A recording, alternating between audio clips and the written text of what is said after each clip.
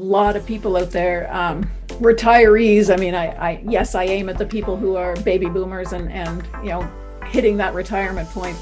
They've got a lot of experience. They've got a lot of vitality. They've got a lot of things going for them, and they've got the experience of 40 years of working for most of them that they could share with other people. They can change the way that the future generations are looking at retirement if they go out and they make changes, and and the younger people see that, hey, there's life out there, there's more things I can do. Maybe people will stop looking at retirement as the end of the road and a retired person as old. And I think that's what I'm trying to change, is that people think, oh, you're getting close to retirement, you're old.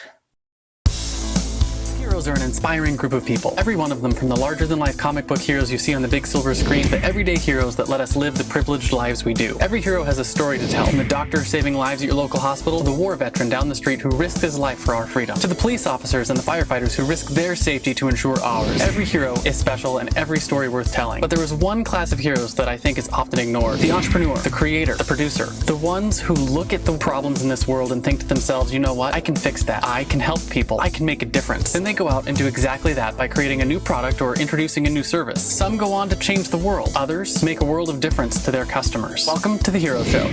Join us as we pull back the masks on the world's finest heropreneurs and learn the secrets to their powers, their success, and their influence, so you can use those secrets to attract more sales, make more money, and experience more freedom in your business. I'm your host, Richard Matthews, and we are on in 3, 2, 1.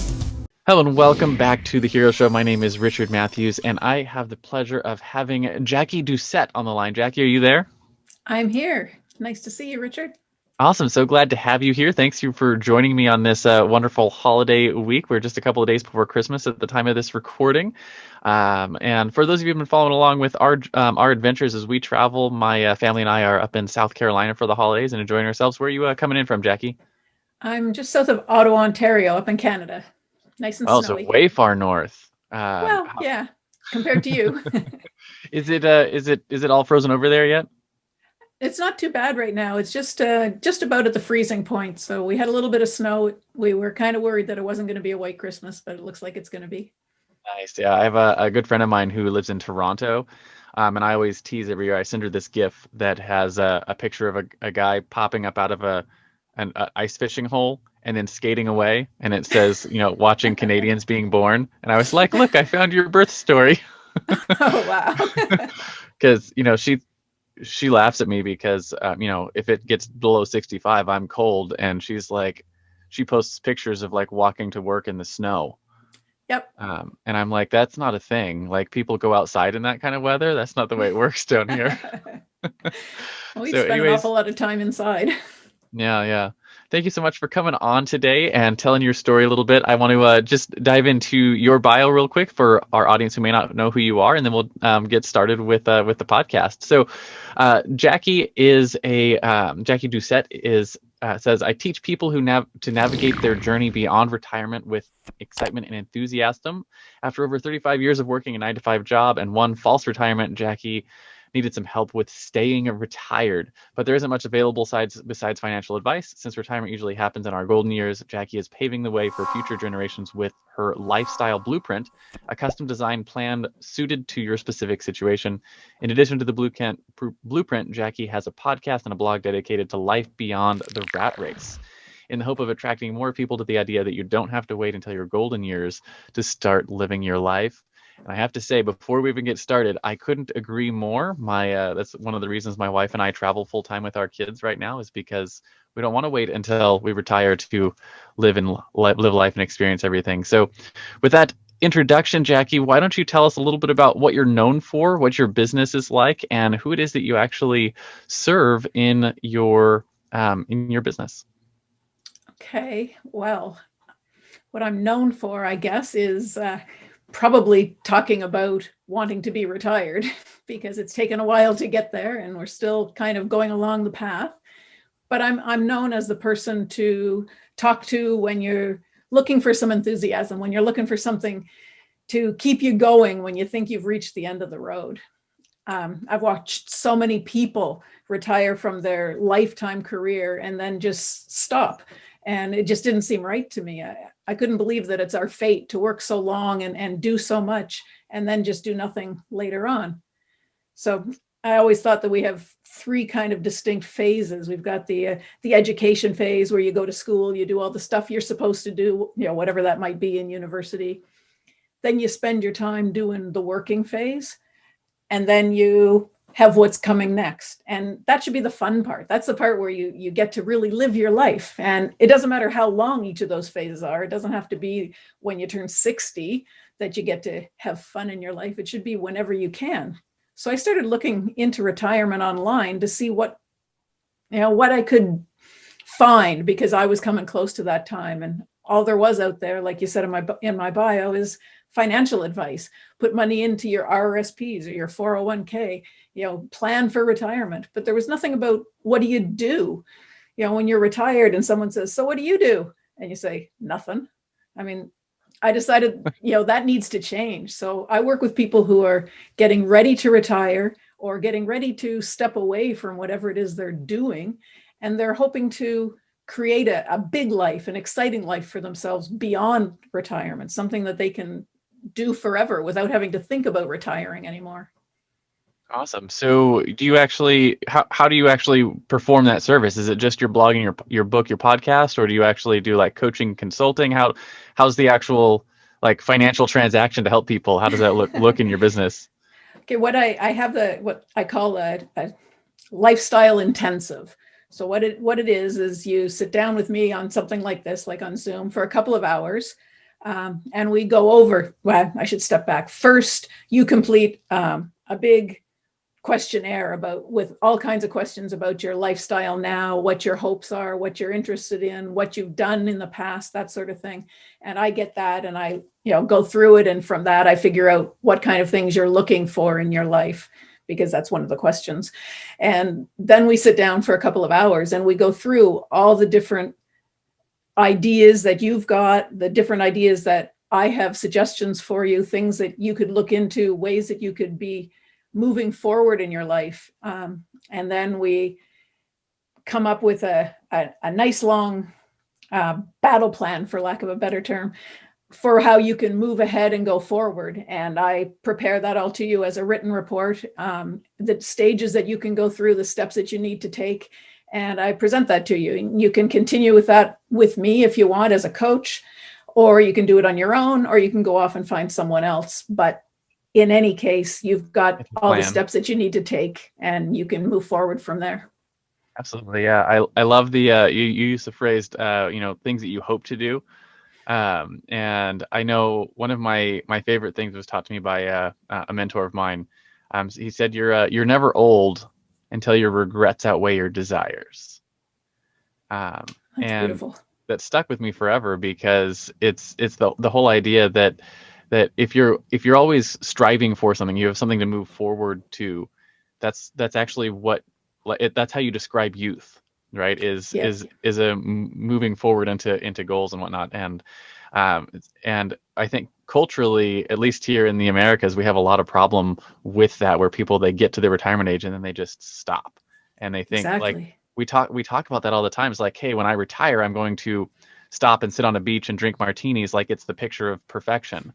And the reality is we as human beings, we don't like to be stopped, right? It's nice to take a break every once in a while, but we have goals and dreams and aspirations and things we want to do and impact we want to make and legacy we want to leave. Exactly. So it sounds like you're helping people sort of make that transition from thinking, hey, maybe I want to sit on the beach and drink martinis forever, to actually wanting to make an impact and enjoy their life. Exactly. That's really cool. So I want to start off then with talking about your origin story, right? We say every good comic book hero has an origin story. It's the thing that made them into the hero they are today, right? So we want to hear that story. Were you born a hero? Were you bit by a radioactive spider that made you want to work with retirees? Or did you start in a job, eventually move to becoming an entrepreneur? Basically, I want to know where you came from that brought you to this point.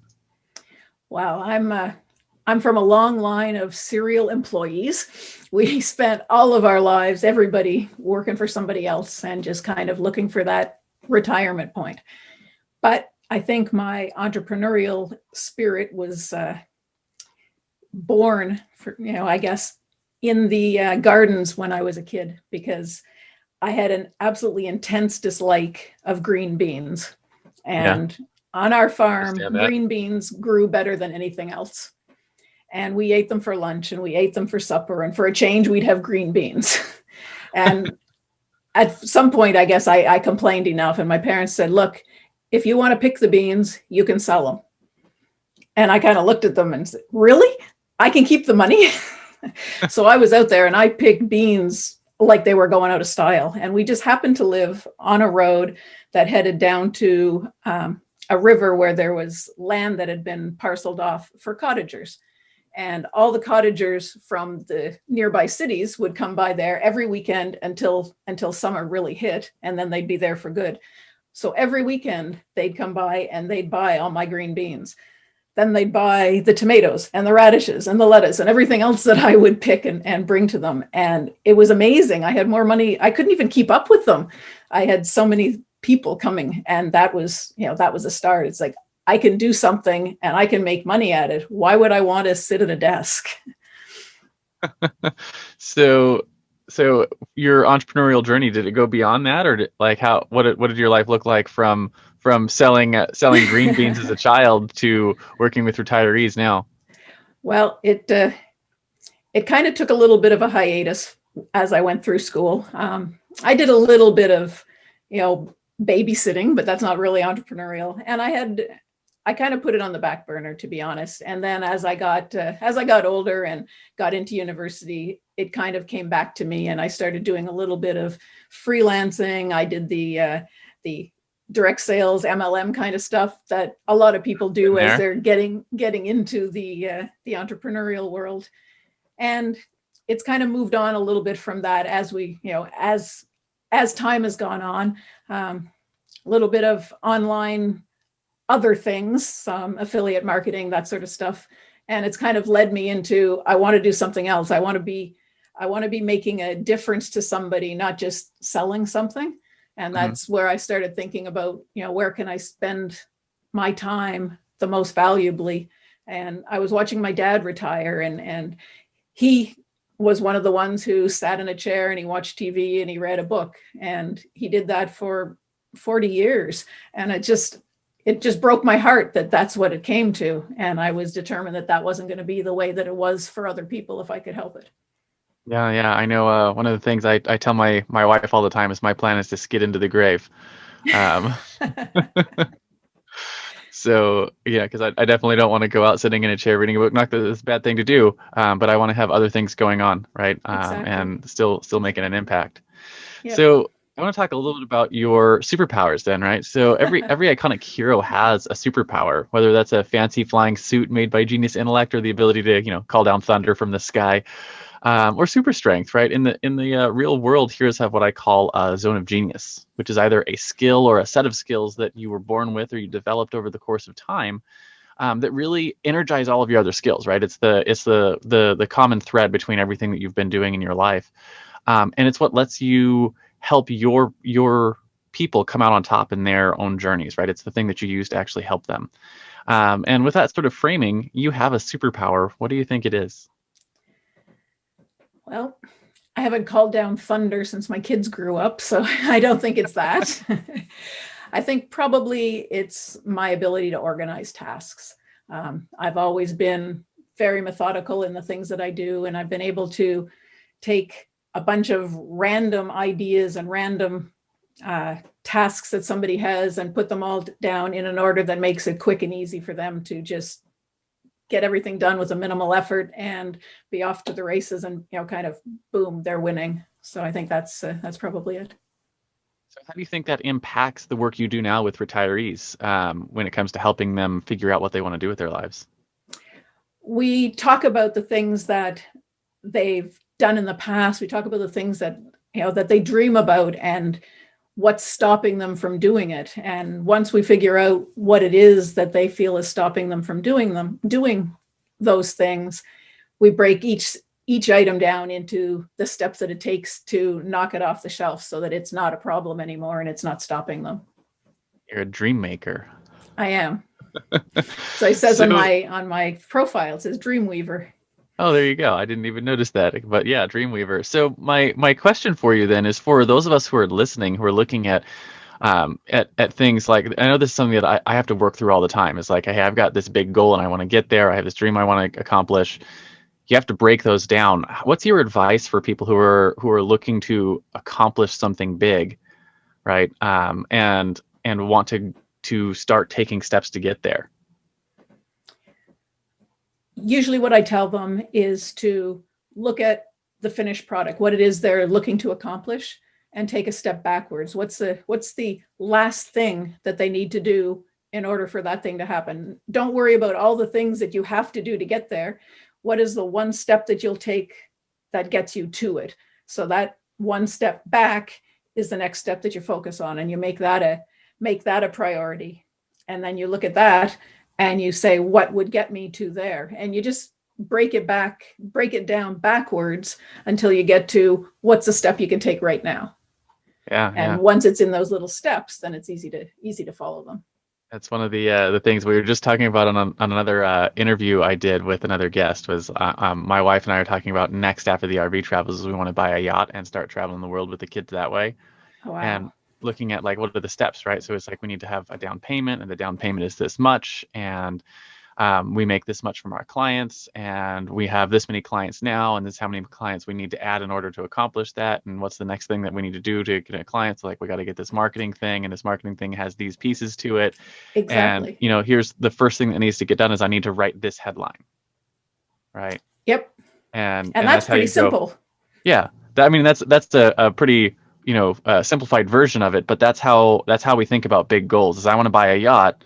My next step is I need to write this headline. I need to write the body copy for this piece of marketing material. I need to get this thing published, right? It's the next steps that go into each thing. And for me, it's always like, how do I make a single step forward progress every day, even if it's a micro step, right? So anyways, that's how I follow all that stuff. It's nice to hear that you follow the same thing. Yep. So the flip side then of your superpower, right? If your superpower is the ability to see those big picture items and break them down for people so they can turn them into manageable steps, the flip side of that is your fatal flaw, right? So just like Superman has his kryptonite, or Wonder Woman can't remove her bracelets of victory without going mad, you probably have a flaw that's held you back in growing your business, right? Maybe it's some of the things I struggled with, like perfectionism, which kept me from shipping product, or lack of self-care, which early in my entrepreneur career, I let clients walk all over me. And that was a tough thing to learn to get over. But I think more important than what the flaw is how have you learned to rectify it so you can continue to grow and expand your business? So, people who are listening might learn a little bit from your experience. Well, my kryptonite, I think it's probably what I call SOS. It's shiny object syndrome. And I think it's a problem for a lot of entrepreneurs. What happens to me is I start helping someone and I start listening to the things that they're doing and the things that they want to do. And my mind starts to wander too. And I start to think about, oh, I could do that. And maybe if I start doing this next step, and I have a lot of trouble reining that back in. Once I get going, my dreams just continue to expand as well. So you're saying you want to travel on a yacht now? Exactly. As soon as I get done the RV part. So how have you worked to sort of overcome that and keep the focus on the things that you want to be doing next? Lately, what I've been doing is I make a very stringent list of the things that I'm working on, and I can't put a new thing on the list until I've taken one thing off the list. And to take the thing off the list, it's got to be completed. So the items that make it to the list are the important things in my plan for my future. And until they're done, I can't add another one. And it's a matter of discipline. Sometimes it's hard. Sometimes it's not so hard. It depends on what the item is that I'm looking at. Yeah. It sounds like we're doing something similar in our house right now with Christmas gifts, right? Because when you live in a 40-foot RV and you're traveling the country, we're going to add new things. Old things have to come out. And you have to know what's important to you. Yep. So that's and it's actually I think it's an important skill to both learn and also teach your children, is to figure out what's actually important in your life, whether it's the tasks that are going to get you to your next goal, or what you keep in your closet, and things like that, because it helps to make sure that the things that you're keeping are actually important, right? And I think one of the biggest breakthroughs I made in my business was learning how to only work on important tasks. And that's a hard thing to learn how to do. So one of them is because, when you're a young entrepreneur, you don't always know the difference between something that's urgent and important, right? And you don't know what actually moves the needle. So you have to just do all sorts of things until you learn. And same thing with life. You don't always know what stuff is important and what stuff you're actually going to use and keep doing those things. And I think the more experience you get, the better you get at making those decisions, and the more focused you can be on just the important things. Exactly. I had a guest on my own show recently, and he talked about the Picasso work, and he was helping people half retire. And the idea is that most people who can't seem to retire have their finger in too many things. And he helps them understand what are the one or two things that they have to do that nobody else can do. And all the rest of the stuff can be delegated to someone else. It's the same idea with the urgent tasks, the important tasks, the not so important ones, which ones really have to be done. Yeah. I have a rule in my business that I use with managing my team. And it's really simple. It's only do what only you can do. Yep. I try to make sure we build our systems in such a way that each member of the team is only doing things that only they can do. Right. And we try to move as much as we can from management and project stuff onto automations when we can, and then making sure the tasks are split up in such a way that they're utilizing the team members' strengths. That's such an important skill. And it's interesting trying to figure out how you translate that into your personal life. Right. And, everything from, I have some really wealthy entrepreneurial friends that are like, I don't do my laundry, right? Because that's something I can hire someone else to do. And I've got more important things. And it goes down to that. And it's interesting to think of your life that way. I haven't gotten that point yet, but I think at some point I'm going to have to figure out how to take some of the life tasks that are not as important to what I actually want to accomplish and figure out how to learn how to delegate those things. At the moment, it's going pretty well because I got 3 children that have to learn to do chores, or 4 children, but that's not going to last forever. So I was thinking about that actually, about delegating to your kids. Yeah, delegating to your kids, because I got to learn how to do all that fun stuff. So at the moment, my second daughter has just reached the height where she can reach the counter to do dishes. She's not too thrilled with addition of new chores.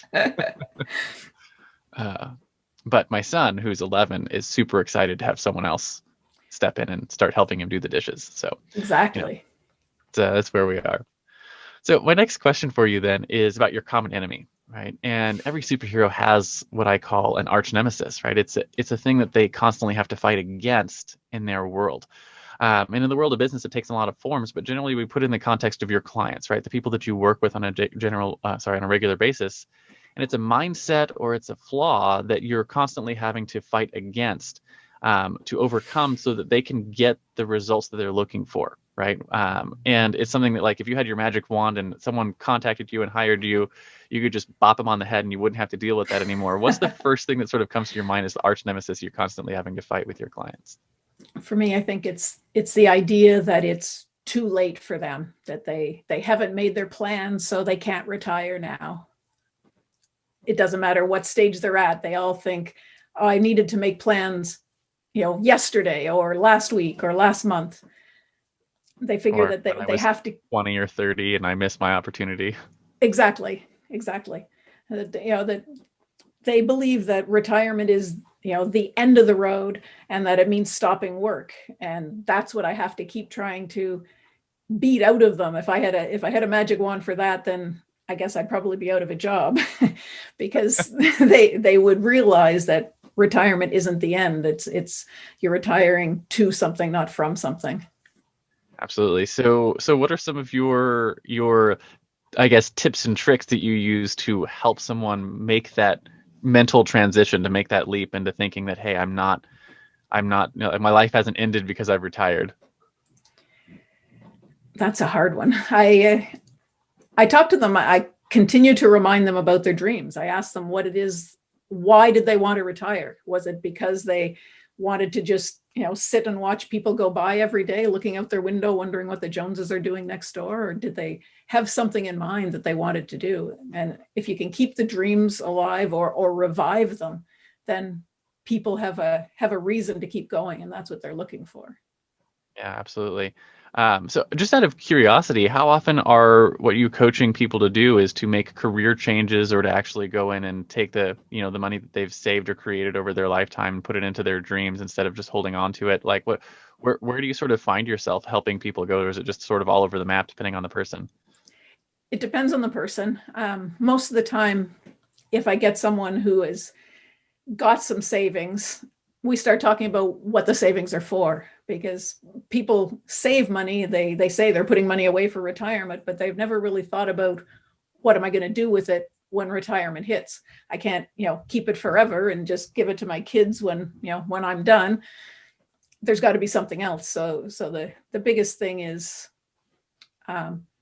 planning with them, I guess, and trying to show them that it's okay to spend the money, because there's a big mind flip from saving all the time to actually spending that money. And it's a really hard wall that people come up against, because they've saved. If they've been saving, they've saved for so long, it's so hard to switch that or flip that switch so that they can spend now.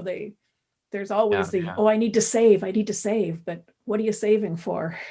You're saving You're for saving this point. to spend. Yeah, exactly.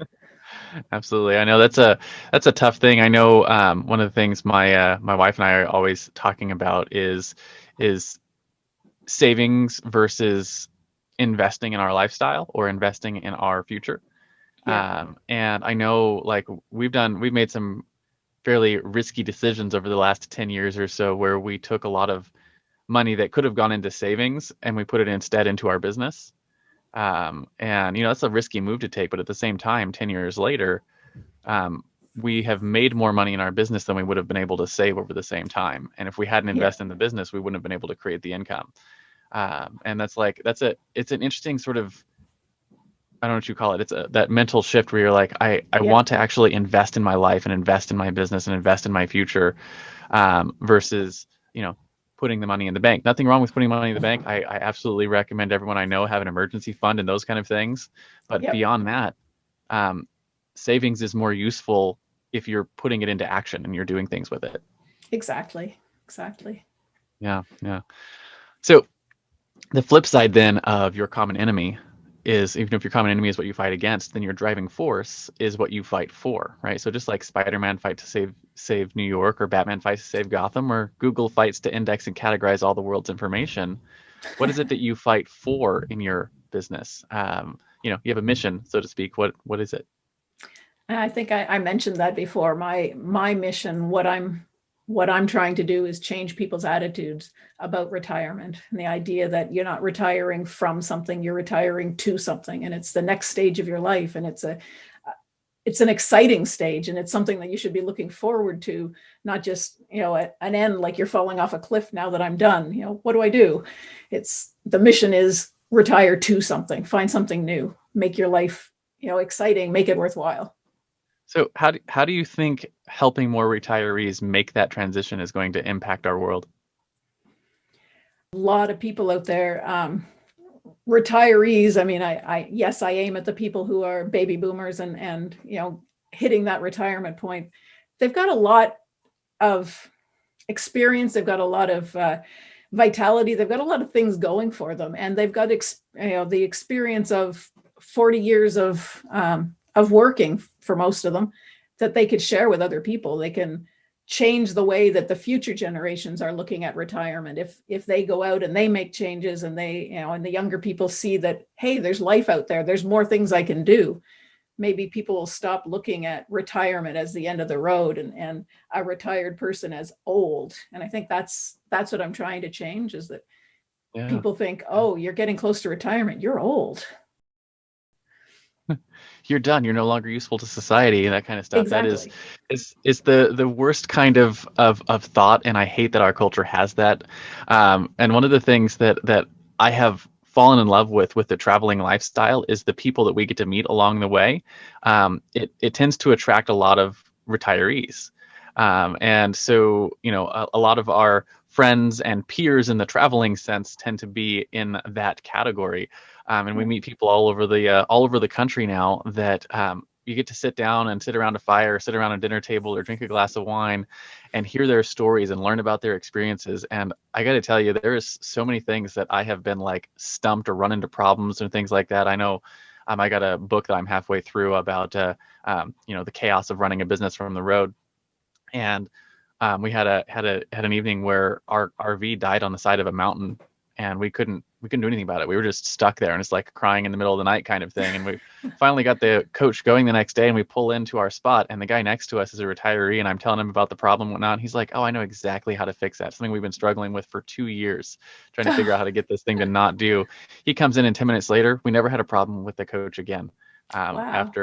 After that, right? And that's just like one of hundreds of stories like that over the last 4 or 5 years, that there's just so much experience and life and vitality that you can find in our older generation that I think we miss out on so much if we don't learn how to integrate and be you learn from the people that are above you, learn from the people that are younger than you, right? I learn as much from my kids as I do from my my seniors, right? The people who are older than myself. It's funny. I was just looking into possibly doing some English as a second language teaching, or as a foreign language teaching in Thailand. And I was told that I wouldn't be able to, because once you hit 60, you're not allowed to work in Thailand, because they actually do revere their elders, and they don't think that they should need to work anymore. So they're not allowed to. It's like, well, that's different. That's awesome. My wife has her teaching English as a foreign language certificate. We were going to do some teaching in Japan a number of years ago, but we had a bunch of kids, and they were like, "Yeah, we just want couples without kids," so we didn't ever end up using it. But it's the way that goes down. But yeah, that's I hear Thailand is a super vibrant community for expats. And everything. So yeah, so they straight up won't let you work in their country. That's right. I've got a friend actually who is there, and he's the same age as me, and he is working, and he said that's what they tell you, but what they actually do is different. So you can't do it legally. You might actually be able to go over there. That's fine. He says what you do is you come in and then you work. You don't come in to work. Yeah, because unfortunately not all of us have a retirement savings account that's big enough to allow us to just not work for the rest of our lives. Exactly. Awesome. So I want to change gears a little bit and talk about some practical things, right? And I call this the hero's tool belt. And just like every hero has a tool belt with awesome gadgets like batarangs or web slingers or big magical hammers that they can use to call down thunder. We want to talk about top 1 or 2 practical tools you couldn't live without in your business, right? Could be anything from your notepad to your calendar to your marketing tools to something you use for your actual product delivery. Something that you think is essential to getting your job done today. Wow. I'd really like to have that magic wand, but I think my tool, boring as it is my Google Calendar. I think that's the most important thing, because without it, I'd be a mess. I don't just put appointments in it. I put the tasks that I need to have done and when I want to have them done. And everything is categorized, nice, pretty colors. Everything is set up. It's the only thing that keeps me organized from day to day. Yeah. It's surprising to me. Well, not surprising. Well, maybe hopefully it'll help you feel a little better about that answer is almost 85-90% of the interviews that I do, the answer to that question is my calendar. Because I tell people who are not entrepreneurs all the time that I live and die by my calendar, and they're like, that's crazy. And it's, if you're an entrepreneur, you understand, right? People are like, yep. My calendar is my life. And we even go so far, like in my family, that like we have my calendar and my wife's calendar and the family calendar, and any of my like online stuff will automatically check my family calendars and stuff for busy times. And my wife knows that like if she wants to make sure I'm there for it, she'll block it out on the family calendar so it doesn't Yep. it doesn't get overwritten by something that I'm doing for my business. And it's just the way that it has to be in order to manage this type of a life. And so it's interesting how important managing our time is as an entrepreneur. And I feel like if more people on, because as an employee, you hand your calendar over to someone else, be like, hey, these hours are yours. Yep. And then they tell you what that time is for. And we have to manage all that ourselves as an entrepreneur. That's it. And I think before I started doing my entrepreneurial things, I had the great big mom's daily calendar on my wall with all the kids' names and, my husband's name, and everything was always marked off anyway. So I think really the business world knows what you need, and they're selling those calendars, to put on the walls. So they're trying to make everybody follow a calendar all the time. My wife's the same way. She's got her little I don't know what you call it, her bullet journal thing that she writes. She sits down every week with all of her art supplies and makes her week look all beautiful and amazing. Yeah. But she runs a house with 4 kids and a traveling family and all that kind of stuff. She's amazing, and a lot of it is because of her calendaring abilities. Yep. So yeah, it's one of these days I'm going to have my video editor, who's fantastic, go through all of our episodes and pull out the answer to that question and make a montage of all the entrepreneurs who are like, calendar, the calendar, my calendar. Yep. Because it's true, right? And I think more people would, if for nothing else, than to share it with all of my non-entrepreneur friends who are like, I don't understand your insistence on everything going through your calendar. Speaking of heroic tools, I want to take a few minutes to tell you about a tool we built that powers the Hero Show and is now this show's primary sponsor. Hey there, fellow podcaster. Having a weekly audio and video show on all the major online networks that builds your brand, creates fame, and drives sales for your business doesn't have to be hard. I know it feels that way because you've tried managing your show internally and realize how resource intensive it can be. You felt the pain of pouring 8 to 10 hours of work into just getting 1 hour of content published and promoted all over the place. You see the drain on your resources, but you do it anyways because you know how powerful it is. Heck, you've probably even tried some of those automated solutions and ended up with stuff that makes your brand look cheesy and cheap. That's not helping grow your business.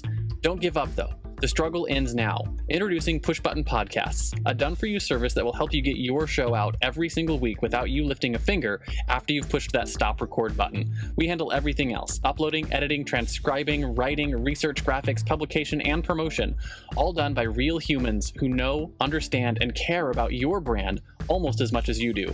Empowered by our own proprietary technology, our team will let you get back to doing what you love while we handle the rest.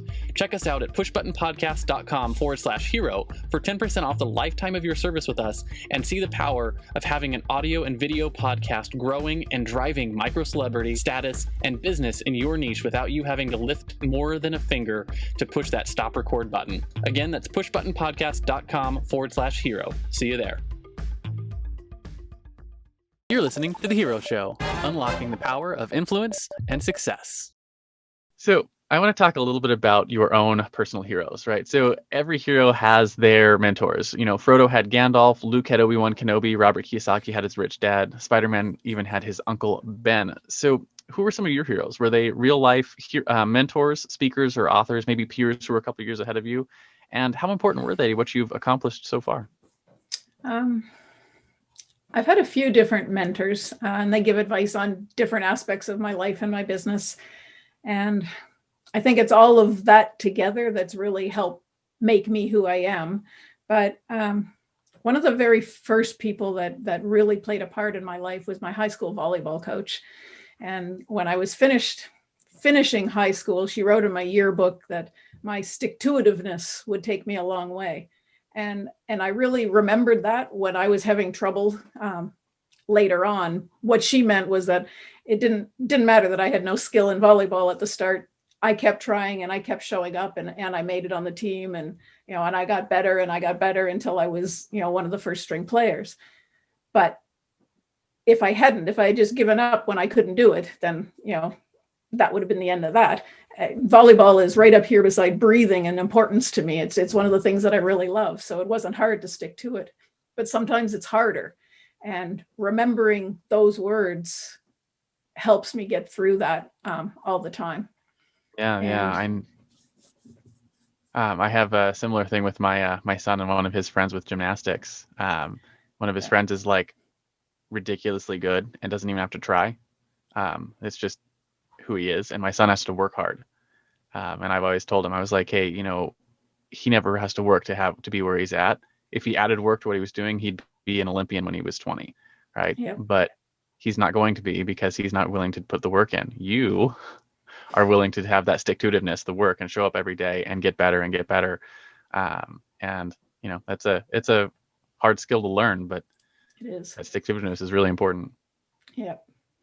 And I guess my other hero, I'm a softie, is my husband, because he is not an entrepreneur by any stretch of the imagination. He doesn't understand my drive or the things that get me up in the morning, but he stood behind me all the time. He supports everything that I do, and he always is there to ensure that I have the time and the freedom to do what I want to do. And he's, gathering people up and doing the other activities that need to be done around the house so that I can have the time to do the things I want to do. And without that, I wouldn't be where I am.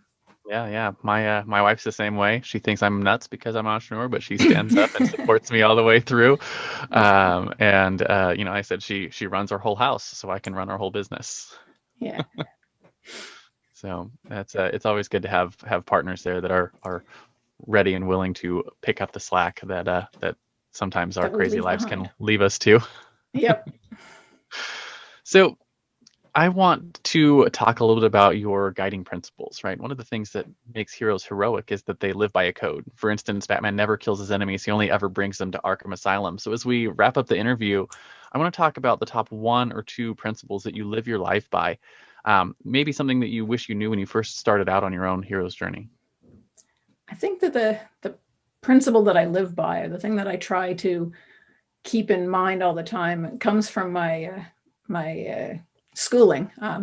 I was trained as a pharmacist, so along those lines is the Hippocratic Oath, is the idea of do no wrong, or do no harm, and I try to keep that in my mind when I'm talking to people, when I'm working with someone, when I'm suggesting actions or activities or ways to move forward.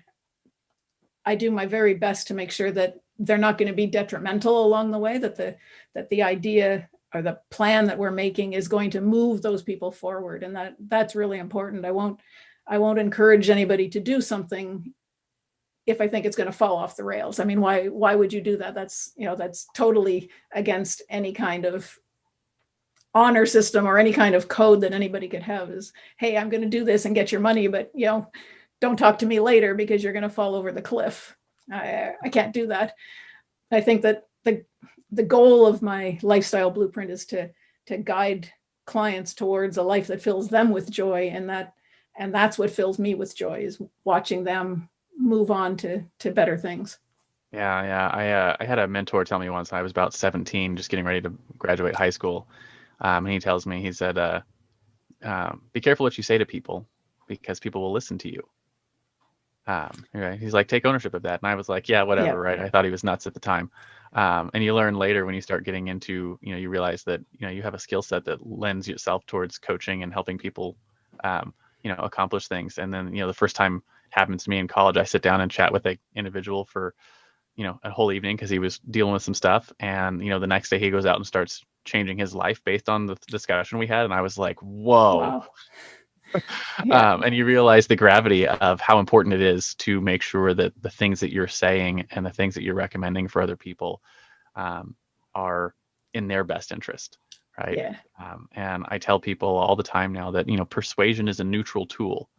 And when you use it for the betterment of others, we call that leadership. When you use it for the benefit of yourself, we call that manipulation. Yep.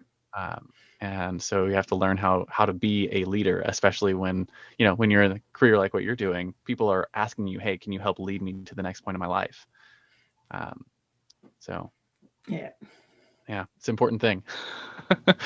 Awesome. So That's basically a wrap on our interview, Jackie. Thank you so much for coming on. I do have one little thing I do at the end of all of my shows that I call the Hero Challenge. And I do this, basically because it's a selfish way to get access to stories I might not otherwise find on my own. So the question is simple. Do you have someone in your life or in your network that you think has a cool entrepreneurial story? Who are they? First names are fine. And why do you think they should come share their story with our audience here on The Hero Show? First person to come to mind for you. Yeah, I've got a friend in my circle. Her name is Reem. I don't know if that means anything to you. She started off her life. She was a business person. She did very well in her career. She worked hard. And then she had a baby. And the day she gave birth to her baby, she was fired. And some people would fall apart at that, but she didn't. She went on to build her own business. And not only has she built a multi-six-figure business, she's done 3 of them. And she's made such a name, such a legacy for herself out of that one tiny thing that could have just destroyed her. Yeah, that's really awesome. So yeah, we'll reach out afterwards and see if we can get her on the show. I'll send you an email and see if we can do an introduction or something. Love to talk to her and hear about that story. That seems super cool. So in comic books, at the end of the story, there's always the crowd who is clapping and cheering for their acts of heroism. So as we close, our analogous to that is I want to know, where can people find you if they want your help in the future? Where can they light up the bat signal, so to speak, and say, hey, Jackie, I would really love your help planning the next stage of my life? I think more important than where they can go is who are the right types of people to reach out and actually light up the bat signal. Okay, well, where they can go is pretty simple. It's to beyondretirement.ca. That's where you can reach me, and that's where all my stuff is. The kind of person that I'm looking for is someone who knows that there's more to life than what they're doing right now. They're getting close to making a change. They want to make a change. They don't know what they're doing. They don't know where to go or how to take that next step. And those are the people that I want to talk to, not the ones who are looking forward to sitting on the sofa, drinking a beer and watching TV for the rest of their life. If they've got no ambition, they aren't going to be making any changes. Yeah. So ambitious people who are ready to take the next step. Awesome. Thank you very much, Jackie, for coming on and sharing your story with us today. And if you're in that spot and you're looking to get some help, definitely check out, you said it's beyondretirement.ca. That's right. Awesome. Thank you very much for coming on today, Jackie. Really appreciate it. Do you have any final words of wisdom for our audience before I hit this stop record button? I do not. I think just live your life. That's the big thing. Never let go, never stop. Awesome. Thank you very much, Jackie.